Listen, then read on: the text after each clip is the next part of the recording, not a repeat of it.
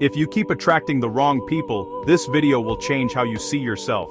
Stay until the end, because the last point might be the reason you've been stuck in the same cycle. Why do good people keep ending up in toxic relationships? Why do the ones who love the hardest get hurt the most? It doesn't seem fair. You give everything and somehow you're the one left broken. Today I'm going to explain exactly why this happens and how to finally break the cycle.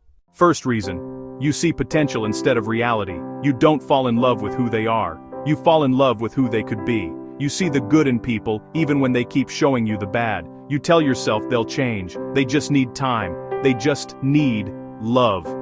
But here's the truth. You can't love someone into being a better person. They have to choose that for themselves, and while you're waiting for them to change, you're wasting years on someone who was never going to meet you halfway. Second reason: you were taught that love requires sacrifice. Somewhere along the way, you learned that real love means suffering. That if it's easy, it's not real. So when someone treats you well, it feels boring. But when someone makes you chase them, fight for them, cry over them, it feels like passion. That's not love. That's trauma bonding. Real love is supposed to feel peaceful, not painful. Third reason: you attract what you think you deserve. This one hurts, but you need to hear it. If deep down you don't believe you're worthy of healthy love, you'll keep accepting less than you deserve. You'll let people cross boundaries because you're scared they'll leave. You'll stay in situationships because you think it's better than being alone. Your standards are a reflection of your self-worth. And until you raise how you see yourself, you'll keep settling for people who see you as an option. Fourth reason: you confuse intensity for connection. Toxic relationships are intense. The highs are high, and the lows are low. One day they love you, next day they ignore you. That emotional roller coaster creates addiction. Your brain gets hooked on the drama. So, when someone stable comes along, it feels flat. You think something's missing, but nothing's missing. You're just not used to peace. You've been surviving storms so long that calm weather feels suspicious. Fifth reason: you give too much too fast. You're all in from the start. You open your heart completely before they've earned it. You plan futures with people who haven't proven they'll stay for the weekend, and when they leave, you're destroyed. Because you gave them everything, while they gave you almost nothing. Protect your energy. Let people earn access to your heart. Not everyone deserves the full version of you right away. Sixth reason: you ignore red flags because you're lonely. Loneliness makes you settle. When you've been single for a while, anyone who gives you attention feels like a gift, so you overlook the warning signs. You make excuses for bad behavior. You tell yourself something is better than nothing, but that's a lie. The wrong relationship is lonelier than being single. Being with someone who makes you feel invisible is worse than being alone. Seventh reason: you grew up around toxic love. This is the deepest one.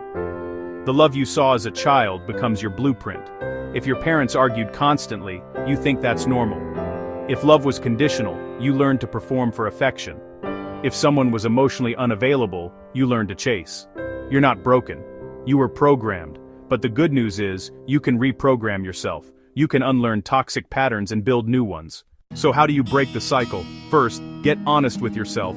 Look at your past relationships and find the patterns. What type of person do you keep choosing? What red flags do you keep ignoring? Awareness is the first step to change. Second, heal before you date again. Stop looking for someone to complete you. Complete yourself first. Go to therapy, journal, work on your self-worth. The relationship you have with yourself sets the standard for every other relationship. Third, raise your standards and stick to them. Know what you want and don't apologize for it. If someone can't meet your standards, they're not your person. Stop lowering the bar hoping someone will step over it. The right person will meet you where you are. Fourth, learn to walk away. The hardest part of breaking the cycle is leaving situations that feel familiar.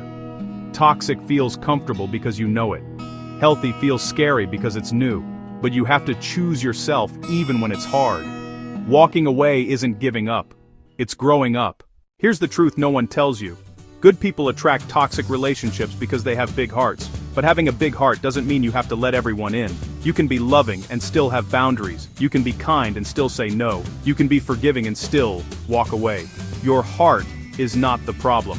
How you protect it is. Start treating yourself like someone worth protecting, because you are. If this video helped you, subscribe to Mind Unlocked and hit the notification bell. Share this with someone who needs to hear it. And remember, The cycle ends when you decide it does. See you in the next one.